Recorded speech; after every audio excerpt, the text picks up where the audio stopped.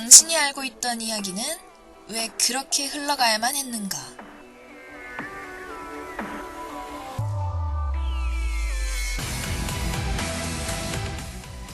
한 번쯤은 품어볼 만한, 아니, 사실 어릴 때부터 쭉 의심을 가졌었던 그런 의심에 당신의 상상력을 더해 새로운 이야기로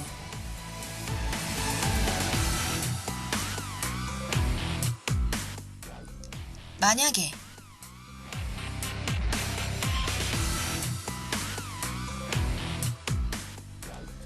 안녕하세요 하구 여러분, 만약에 진행을 맡은 아나운서 황정연입니다. 오늘은 시간여행을 조금 해보려고 하는데요. 우리가 흔히 알고 있던 동화가 아니라 지금 내가 두 발을 붙이고 있는 이 땅에서 실제로 일어났다고 전해지는 그런 이야기로 말이죠. 조선시대에는 신분제가 존재했습니다. 하지만 그보다 더한 남녀차별이 함께 존재했죠. 현재까지 많은 문제가 되는 남녀차별이 더 팽배했던 그때의 이야기. 많은 사람들이 지금에서까지 의문보다는 석연치 않음을 느끼는 그런 이야기. 슬픈 그 역사 속으로 우리 함께 떠나볼까요?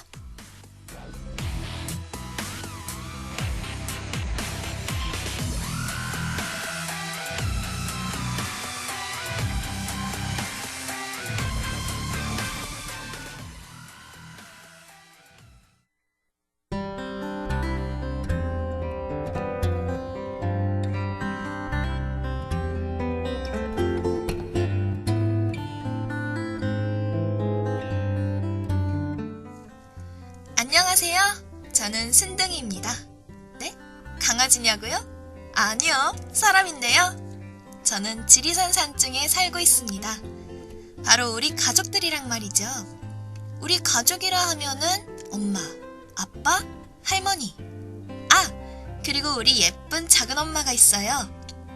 원래는 작은아빠도 같이 살았는데 맨날 아프기만 하더니 저기 하늘로 먼저 떠났대요. 이건 우리 할머니가 말하지 말라 그랬는데 사실 우리 작은아빠는 태어날 때부터 몸이 허약했다고 해요. 그래서 제 기억 속에 작은아빠는 방에 누워있는 모습밖에 없죠. 물론 나쁜 사람은 아니에요. 제가 가면 항상 잘 놀아주셨는걸요? 그래도 하루 종일 누워있는 작은아빠랑 작은엄마가 결혼한다고 했을 때 엄마한테 조용히 물어봤었는데 엄마가 가만히 있으래서 가만히 있었죠, 저는. 아니, 제 입장에서는 예쁜 작은엄마가 오는 게 더 좋으니까 말이에요. 근데 제가 잘못 생각했나봐요. 작은엄마도 하늘로 떠나버렸대요. 도대체 왜 그런지 다들 아세요?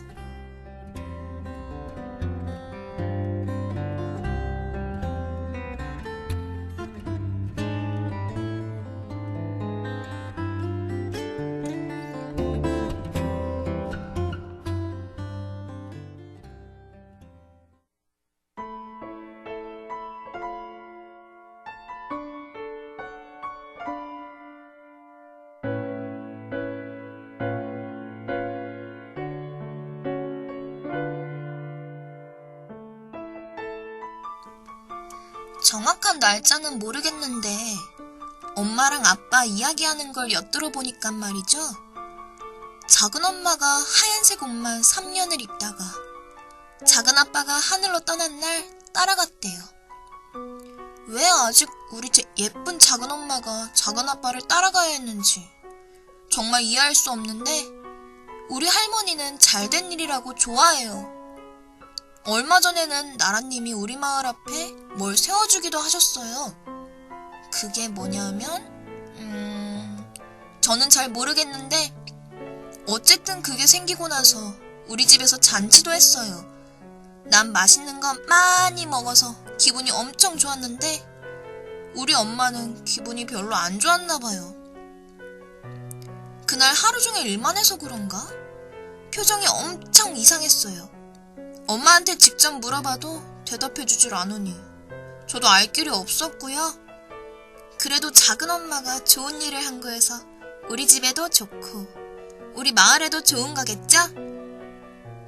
가끔 작은 엄마가 보고 싶어요. 물론 작은 아빠도 보고 싶지만요. 그래도 작은 엄마가 조금 더 예뻤으니까 나는 조금 더 보고 싶어 할래요. 근데 있잖아요. 혹시 내가 커서 나중에 결혼해서 남편이 생겼을 때 남편이 먼저 죽으면 나도 따라 죽어야 하는 거예요?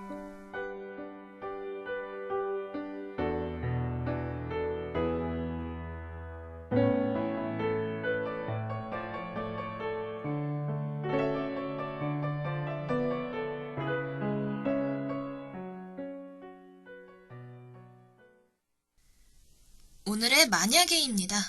만약에 순둥이의 눈에 보이는 것이 전부가 아니었다면?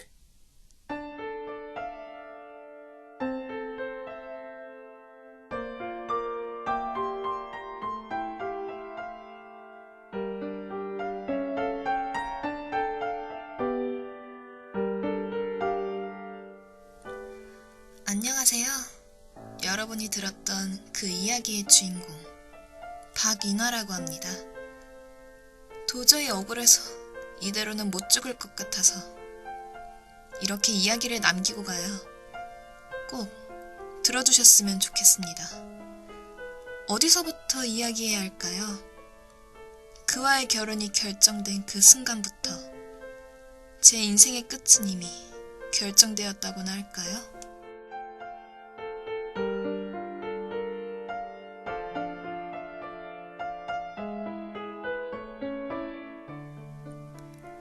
저도 처음엔 남들이 꿈꾸는 그런 결혼을 꿈꿨었죠.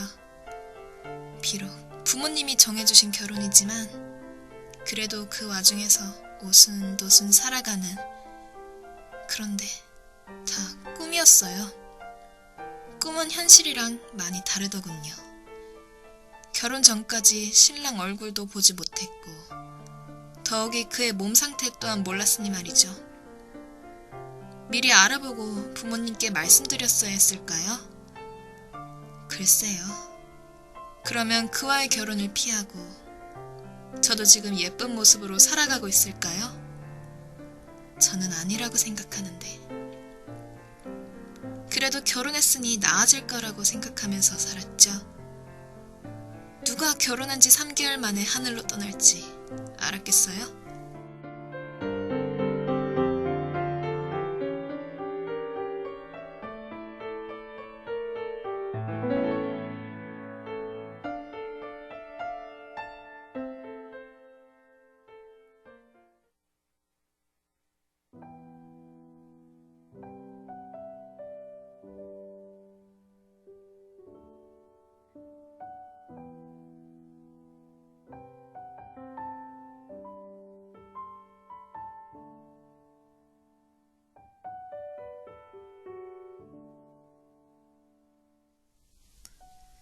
그래도 시어머니가 양심은 있었는지 남편이 살아있을 동안 시집살이 한 번 안 시키더라고요.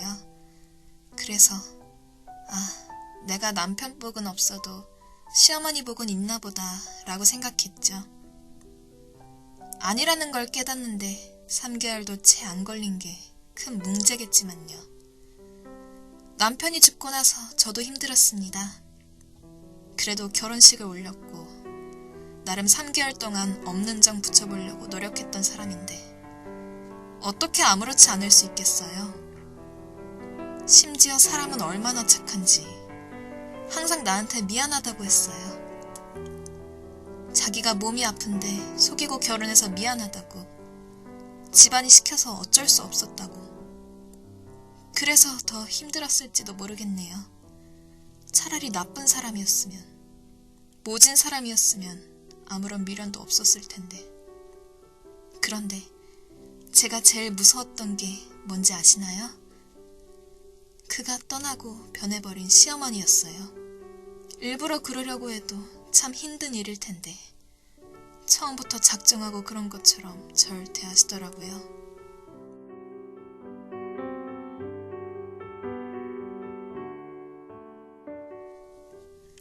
알아요, 저도. 남편이 일찍 죽고 정절을 지키지 않으면 우리 가족이, 그리고 내가 어떤 소리를 듣는지, 그래서 조용히 살 생각이었어요.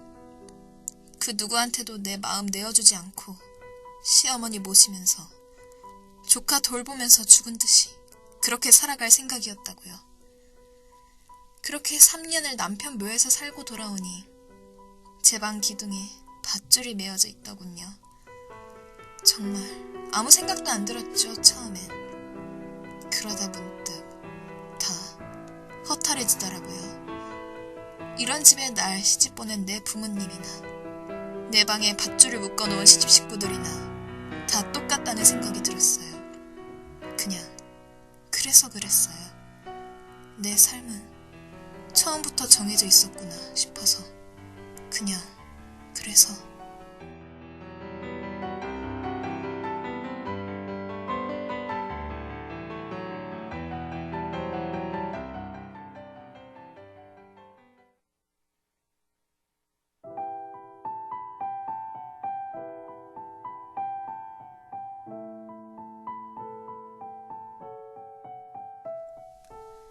마지막으로 이 모든 이야기를 바로 옆에서 지켜본 순둥이 엄마의 이야기.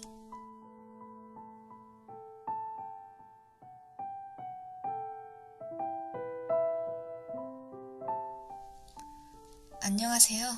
전 순둥이 엄마입니다. 어떻게 같은 여자가, 그것도 같은 며느리 입장에서 이 나이 방에 밧줄을 걸어놨냐고 절 탓하실 수도 있죠. 하지만 그게 최선이었어요. 전 처음부터 이 결혼을 반대했습니다. 하지만 어머님과 사돈에 의해 결혼은 진행되었고 그 결과로 도련님은 결혼하고 3개월이 채 지나지도 않았을 때 하늘로 떠나가 버렸죠. 솔직히 저는 어머님이 그렇게까지 하실 줄은 몰랐습니다. 도련님이 떠나간 후에 동서도 조용히 살려고 마음먹은 것 같았고요. 그런데 3년이 좀 안 되었을 때 어머님이 저한테 와서 이런 말씀 하시더라고요. 아가야, 작은 아가가 만약 다른 남자를 만나면 나는 못 살 것 같은데 열녀가 되어 지 아비를 따르게 하는 게 어떻겠니? 라고 말이죠. 하늘 같은 시어머님께 제가 거기서 무슨 말씀을 드릴 수 있겠어요? 제가 동서편을 들면 호랑이 같은 어머님은 저에게 너도 그런 생각을 가지고 있는 게냐 하시면서 무릎 꿇으실 게 뻔하니 말입니다. 하지만 차마 어머님 말씀에 동의를 할 수는 없더라고요. 그리고 문득 이런 생각이 들었습니다. 아, 나도 내 남편이 죽으면 방에 돌아왔을 때 밧줄이 걸려 있겠구나.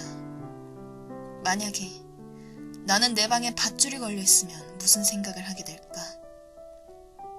맞아요. 이 이야기는 말도 안 됩니다. 솔직히 현실에서 일어나면 안 되는 그런 이야기예요. 그런데 제 눈앞에서 일어나고 있는 현실감 있다 못해 몰입감까지 생기는 그런 일이에요, 여러분.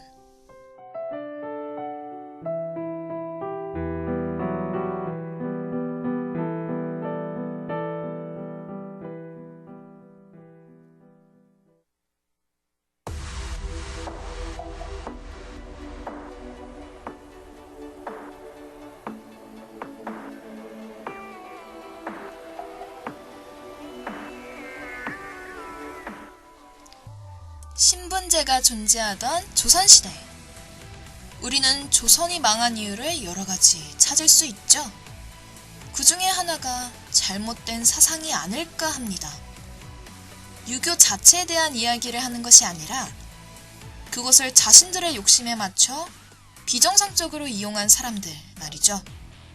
오늘은 그 단적인 예로 열녀문에 대한 이야기를 나누어 봤습니다. 여자에 대한 인권이 지금과는 현저히 달랐던 그때. 지아비를 위해서라면 얼마든지 현숙한 여성으로 자신을 희생해야 했고 가문을 위해서라면 자결도 서슴지 않았어야 했죠. 그리고 그에 따른 보상인 열녀문. 처음 열녀문을 세우고 그에 따라 포상을 내린 건 순수한 의도였을 수도 있죠. 하지만 정말 자신이 의도해서 지아비를 따라 죽었더라도 우리는 그 여성이 받았던 사회적 교육에 대해 다시 한번 생각해 볼 필요가 있습니다.